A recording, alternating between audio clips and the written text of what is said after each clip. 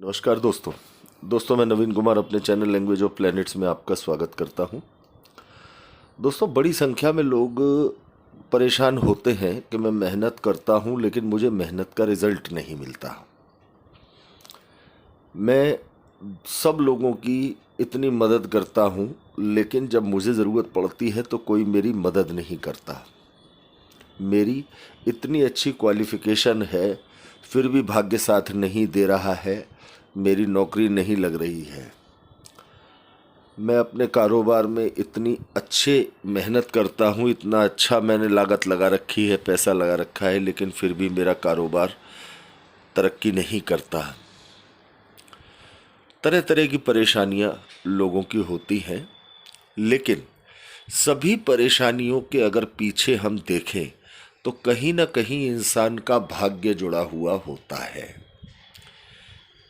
अर्थात कि यदि किसी भी प्रकार से हम इस बात को देखें कि जातक का भाग्य यदि उसका साथ नहीं दे रहा है तो आप ये तय मान करके चलें कि परेशानियां अलग अलग तरह से उस जातक को परेशान करती हैं।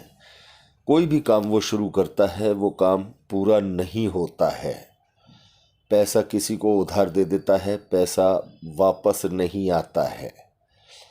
मेहनत करता है 1 लाख रुपए की, पैसा मिलता है 20,000 18,000। सहयोग नहीं मिलता किसी का, सिर्फ इस वजह से कि भाग्य सहयोग नहीं करता। जिन लोगों का भाग्य सहयोग करता है वो 10,000 का काम करते हैं और 50,000 उनको मिलता है। जिन लोगों का भाग्य सहयोग करता है उनके घर वाले रिश्ता देखने जाएं या न जाएं, रिश्ते की बात कहीं करें या न करें, एक अच्छा रिश्ता चल के उनके घर आता है। ये भाग्य का सहयोग होता है। तो दोस्तों, भाग्य को चमकाने या भाग्य से संबंधित अपने जीवन को कष्ट मुक्त करने के लिए ऐसा क्या प्रयास किया जाए जिससे हमें आने वाले समय में भाग्य का भरपूर सहयोग मिल सके। अब दोस्तों, कहने को ज्योतिष में भाग्य का कारक देवगुरु बृहस्पति को कहा गया है। कालपुरुष कुंडली में नवम भाव के स्वामी देवगुरु बृहस्पति हैं, लेकिन कई बार ऐसा भी होता है कि किसी जातक का लग्न अलग है, लग्न में लिखी हुई राशि अलग है, नवम भाव में लिखी हुई राशि अलग है, तो भाग्य का स्वामी अलग हो जाता है, लेकिन कारक देवगुरु बृहस्पति ही रहते हैं। तो दोस्तों, हम किस तरह से अपने भाग्य से संबंधित वो प्रबलतम प्रयास करें जिसका फायदा हमें आने वाले जीवन में लगातार मिले और हर ग्रह की दशा महादशा में हमको भाग्य का सहयोग लगातार मिलता रहे। दोस्तों, 15 अक्टूबर से नवरात्र महापर्व शुरू हो रहा है। अब आपकी जन्म कुंडली किसी भी लग्न की है, हम मेष लग्न से शुरू करके और मीन लग्न तक आपको बताएंगे कि आपको किस देव से संबंधित और कौन सा उपाय करना चाहिए जिससे आपको प्रॉपर और एक ठीक तरह से लाभ मिल सके। देखिए दोस्तों, पहले तो नवरात्र पर्व में जिस भी तरह से जो भी आपके परिवार की रीत है, रिवाज है, परिवार के बड़े बुजुर्ग जिस तरह से आपके परिवार में पुराने समय से पूजा पाठ करते चले आ रहे हैं, बिल्कुल उसी तरह से पूजा पाठ को करें और आप भी उस पूजा पाठ में शामिल हों। जब वो पूजा पाठ, जैसे जो भी सुबह 15 तारीख को सुबह शाम दोनों टाइम पूजा होती है नवरात्रों के दिनों में, जो भी देवी माँ की पहले पूजा हो रही है पहले उस पूजा को करें, उसमें शामिल हों। जब पूजा पाठ खत्म हो जाए उसके बाद आपको ये उपाय करना है। यदि आपका मेष लग्न है तो आपको भगवान विष्णु से संबंधित, चाहे तो आप भगवान राम से संबंधित, क्योंकि भगवान राम भी विष्णु जी का ही रूप है, भगवान विष्णु से संबंधित आप श्री विष्णु सहस्त्र नाम का पाठ करें या श्री राम रक्षा स्तोत्र का पाठ करें। लेकिन इस बात का आपको ध्यान रखना है कि जब आप ये पाठ करेंगे तो आप अपने दाएं कंधे पर एक पीले रंग का रूमाल या पीले रंग का कपड़ा, येलो कलर का कपड़ा आप अपने कंधे पर रखेंगे, क्योंकि देवगुरु बृहस्पति भाग्य के कारक ग्रह हैं। सभी लग्न वाले जातकों को, चाहे वो मेष लग्न हो, चाहे वो कर्क लग्न हो, चाहे कन्या हो, तुला हो, वृश्चिक हो, कोई भी लग्न हो, सभी लग्न वालों को ये उपाय करते समय, जो भी हम उपाय उनके लग्न के अनुसार बताएंगे, उपाय को करते समय अपने दाएं कंधे पर पीले रंग का नया कपड़ा, चाहे तो वो रूमाल हो, चाहे वो कोई अन्य कपड़ा हो, पीले रंग का येलो कलर का एक कपड़ा आपको अपने राइट शोल्डर पर रखना है। दोस्तों, मेष लग्न वाले जातकों को अपनी डेली जो पूजा पाठ होती है नवरात्रों में, उस पूजा के होने के बाद चाहे तो आप अपने भगवान विष्णु का विष्णु सहस्त्र नाम का पाठ करें या श्री राम रक्षा स्तोत्र का पाठ भी आप कर सकते हैं। पाठ के बाद आपको गाय को 2 केले खिलाने हैं। ये काम आपको लगातार दीपावली के 2 दिन बाद जब गोवर्धन पूजा होती है तब तक आपको रेगुलर करना है ये उपाय। अब दोस्तों, वृष लग्न वाले जातकों को जो भी डेली रूटीन की नवदुर्गों में पूजा उनके यहाँ होती है, उसके बाद उन्हें भगवान शंकर का रुद्राष्टक का पाठ, देखें, रुद्राष्टक का पाठ संस्कृत में होता है। कोई भी पाठ, चाहे विष्णु सहस्त्रनाम का पाठ हो, यदि आप शुद्ध उच्चारण के साथ किसी भी पाठ को नहीं कर सकते हैं तो अपने घर में नवरात्रों की डेली रूटीन में होने वाली पूजा पाठ के बाद आप अपने मोबाइल में या अपने स्मार्ट टीवी में आप उस पाठ को लगाकर भी सुन सकते हैं। लेकिन कंधे पर राइट शोल्डर पर पीले रंग का रूमाल या पीले रंग का कपड़ा रखकर ही सुनेंगे। अब दोस्तों, आपको वृष लग्न वाले जातकों को रुद्राष्टक का पाठ करना है और कंधे पर पीला रूमाल होना चाहिए। पाठ के बाद उस रूमाल को आप संभाल कर रख देंगे अपने घर के मंदिर में, क्योंकि अगले दिन फिर वो काम आएगा। पाठ होने के बाद आपको किसी भी शिव मंदिर में, आपके घर के आसपास कोई भी शिव मंदिर हो, वहाँ पर आप 2 बताशे, जो बताशे होते हैं, बताशे का प्रसाद लगा सकते हैं या किसी सफ़ेद मिठाई का प्रसाद लगा सकते हैं। ये रेगुलर आपको नवरात्रों में प्रसाद लगाने का काम नवरात्रों में रेगुलर करना है। किसी भी लग्न वाले जातक को रोकना नहीं है। और प्रयास करें, यदि गोवर्धन पूजा वाले दिन तक आप प्रसाद रेगुलर लगा सकें, चाहे थोड़ा सा लगाएं, लेकिन प्रसाद यदि आप रेगुलर लगा सकें तो ये आपके लिए अति उत्तम होगा।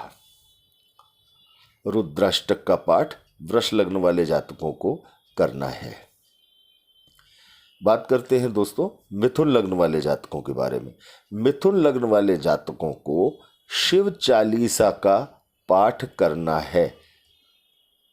अब चाहे आप 1 पाठ करें, चाहे आप 3 पाठ करें, चाहे आप 5 पाठ करें। इसी तरह से मेष लग्न वाले विष्णु सहस्त्र नाम के चाहे 1 पाठ करें, 3 करें, 5 करें, अपने समय के अनुसार करें, जितना समय आपके पास हो। इसी तरह से वृष लग्न वाले रुद्राष्टक के 1 पाठ करें, 3 पाठ करें, 5 पाठ करें, जितना भी आपके पास समय हो उस हिसाब से करें। ज़बरदस्ती नहीं करना है, क्यों कि ठाकुर जी की सेवा पूजा की जाती है श्रद्धा के साथ। हमको ये नहीं करना है कि हे भगवान समय नहीं है हमारे पास फिर भी हमें ज़बरदस्ती करना पड़ रहा है, ऐसा नहीं करना है। बात करते हैं दोस्तों कर्क लग्न वाले जातकों के बारे में। कर्क लग्न वाले जातकों की कर्क लग्न वाले जातकों को भगवान राम का श्री राम रक्षा स्तोत्र का पाठ करना है। चाहे आप 1 पाठ करें, चाहे 3 पाठ करें, चाहे 5 पाठ करें। राइट कंधे पर, सीधे कंधे पर पीले रंग का रूमाल होना चाहिए। मिथुन लग्न वालों के भी, कर्क लग्न वालों के भी और सभी लग्न वाले जातकों के दाएं कंधे पर पीले रंग का रूमाल अवश्य होना चाहिए, क्योंकि भाग्य के कारक देवगुरु बृहस्पति हैं। भाग्य के स्वामी जो ग्रह हैं उसका पाठ आप कर ही रहे हैं। तो कर्क लग्न वाले जातकों को श्री राम रक्षा स्तोत्र का पाठ अवश्य करना चाहिए। सिंह लग्न वाले जातकों के लिए भगवान बजरंगबली का पाठ, या आप भगवान बजरंगबली का सुंदरकांड का पाठ आप कर सकते हैं। बहुत बहुत अच्छे रिजल्ट देने वाला पाठ होगा आपके लिए। बहुत शानदार रिजल्ट देने वाला पाठ होगा आपके लिए यदि सिंह लग्न वाले जातक सुंदरकांड का पाठ करते हैं। समय लगता है, थोड़ा लंबा पाठ है, आधे घंटे का समय लगता है, लेकिन यदि ये पाठ आप करते हैं नवरात्रों के दौरान तो आप मात्र 15 से 20 और 25 दिनों के अंदर अंदर अपने भाग्य को बदलता हुआ देखेंगे। इतना सशक्त पाठ है। बात करते हैं दोस्तों कन्या लग्न वाले जातकों के बारे में। कन्या लग्न वाले जातकों को महालक्ष्मी मंत्र का जाप करना चाहिए। निश्चित तौर से महालक्ष्मी मंत्र का जाप कन्या लग्न वाले जातकों को करना चाहिए। चाहे आप 1 माला करें, 3 माला करें, 5 माला करें, लेकिन जितना भी करें श्रद्धा के साथ करें। अपने दाएं कंधे पर पीले रंग का रूमाल रख के करें। सिंह लग्न वाले जातकों को भगवान बजरंगबली के मंदिर में आपको बूंदी के लड्डू का या बूंदी का प्रसाद आपको लगाना चाहिए नित्य पाठ करने के बाद। इसी तरह कन्या लग्न वाले जातकों को महालक्ष्मी या देवी मंदिर, कोई भी देवी मंदिर हो, उस मंदिर में मिश्री का प्रसाद लगाना चाहिए डेली महालक्ष्मी मंत्र का जाप करने के बाद। बात करते हैं दोस्तों तुला लग्न वाले जातकों के बारे में। तुला लग्न वाले जातकों को श्री गणेश मंत्र का जाप करना चाहिए। गणेश जी तुला लग्न वाले जातकों के लिए भाग्य के स्वामी हैं। ओम गं गणपतये नमः। ये मंत्र आप चाहे 1 माला करें, चाहे आप 5 माला करें, 3 माला करें, जो आपके पास समय हो उस अनुसार करें। गणेश जी के मंदिर में बूंदी के लड्डू का प्रसाद अवश्य लगाएं। बात करते हैं दोस्तों वृश्चिक लग्न वाले जातकों के बारे में। वृश्चिक लग्न वाले जातकों को डेली रूटीन की पूजा पाठ के बाद रुद्राष्टक का पाठ अवश्य करना है यदि भाग्य को चमकाना चाहते हैं तो। और सभी लग्न वाले जातकों को अपने दाएं कंधे पर पीला रुमाल रखना है इस उपाय को करने से पहले। इसके बाद दोस्तों वृश्चिक लग्न वाले जातकों को भगवान शंकर के मंदिर में चाहे तो वो बताशे का प्रसाद लगाएं, चाहे वो किसी सफ़ेद मिठाई का प्रसाद लगाएं। बात करते हैं दोस्तों धनु लग्न वाले जातकों की। धनु लग्न वाले जातकों को विष्णु सहस्त्र नाम का पाठ करना चाहिए।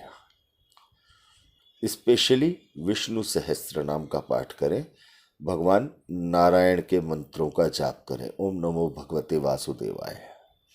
धनु लग्न वाले जातकों को और भगवान विष्णु के मंदिर में आप अपनी जितनी आपकी सामर्थ्य हो 1 किलो केले, आधी किलो केले का प्रसाद आप भगवान विष्णु के मंदिर में लगाएं इस पाठ को करने के बाद। बात करते हैं दोस्तों मकर लग्न वाले जातकों के बारे में। मकर लग्न वाले जातकों के भाग्य के स्वामी भगवान गणेश हैं। ओम गंग गणपतये नमः या गणेश चालीसा का पाठ आप कर सकते हैं। लेकिन एक प्रथम पूज्य का जो मंत्र है ओम गंग गणपतये नमः, ये सर्वश्रेष्ठ मंत्र है। आप इस मंत्र का जाप निश्चित तौर पर कर सकते हैं। 1 माला करें, 3 माला करें, 5 माला करें, लेकिन दाएं कंधे पर पीले रंग का रूमाल अवश्य होना चाहिए। और इस मंत्र जाप को करने के बाद भगवान गणेश के मंदिर में बूंदी के लड्डू का प्रसाद लगाना है। बात करते हैं दोस्तों कुंभ लग्न वाले जातकों के लिए। कुंभ लग्न वाले जातकों की कुंडली के अनुसार महालक्ष्मी इनके भाग्य की स्वामिनी होती हैं। तुला राशि होती है। तो कुंभ लग्न वाले जातकों को डेली रूटीन की पूजा पाठ के बाद इनको कम से कम 3 माला 5 माला महालक्ष्मी मंत्र की अवश्य करनी चाहिए। और इस मंत्र को करने के बाद इन्हें छोटी छोटी कन्याओं को मेलोडी या एक्लेयर्स टॉफियाँ बांटनी चाहिए। बात करते हैं दोस्तों मीन लग्न वाले जातकों के बारे में। मीन लग्न वाले जातकों की कुंडली के 9वें भाव में वृश्चिक राशि होती है। वृश्चिक राशि के स्वामी मंगल और इष्ट देव भगवान बजरंगबली। आप हनुमान चालीसा का पाठ डेली रूटीन की पूजा के बाद आप 3 पाठ करें, 5 पाठ करें, 11 पाठ करें। अपने समय को देखकर अपनी श्रद्धा के अनुसार इस काम को करें। और पाठ को करने के बाद आपको 1 लड्डू 2 लड्डू जो भी आपकी श्रद्धा हो या बूंदी आप भगवान बजरंगबली के मंदिर में प्रसाद लगाएं। दोस्तों चाहे आप नवरात्रों में इस उपाय को करें, उसके बाद नवरात्रि दशहरे से अगले दिन 10 दिन करने के बाद दशहरे से अगले दिन आप किसी गरीब आदमी को भोजन करा दें, साथ में किसी ब्राह्मण को भोजन करा दें। और जिस भी देव का मंत्र जाप आपने किया है अपने लग्न के अनुसार, उनके मंदिर में जाकर उनसे अपने मंत्र जाप का अपना जो भी मंत्र जाप आपने किया है वो उन्हें समर्पित करने की प्रार्थना करें कि प्रभु मैंने आपका ये मंत्र जाप किया है, आप मुझ पर कृपा करें और इसी प्रकार मैं आपकी सेवा भविष्य में करता रहूं, मुझे आशीर्वाद दें। और उस पीले रंग के रूमाल को आप अपने पास संभाल कर रख लें। वो रूमाल आपके पूजा का पूरा फल आपको देने वाला है। उस रूमाल को बिल्कुल इस्तेमाल ना करें। उस रूमाल को आप संभाल कर अपने घर के मंदिर में रख लें या अपना जहाँ भी आप अपना पैसा रखते हैं, तिजोरी है आपकी, वहाँ रख लें। और अगर आप इन उपायों को लगातार गोवर्धन पूजा तक करते हैं तो आप ये मानकर चलें कि ये सोने पर सुहागा है। आपको थोड़ी सी मेहनत ज़रूर लगेगी। 15 तारीख से लेकर के अगली 15-16 तारीख तक आपको मेहनत ज़रूर करनी पड़ेगी, 1 महीना। लेकिन इसके जो रिज़ल्ट आएंगे उसको आप हमें कमेंट बॉक्स में बताएंगे कि आपको कितने अच्छे रिज़ल्ट मिले। तो दोस्तों अपने लग्न के अनुसार अपने भाग्य के स्वामी ग्रह को मनाने का सबसे अच्छा मौका है नवरात्र महापर्व। आप इस नवरात्र महापर्व का पूरा लाभ लें। महामाई आपकी कोशिश को, आपके प्रयासों को सफल करें। आपका बहुत बहुत धन्यवाद दोस्तों।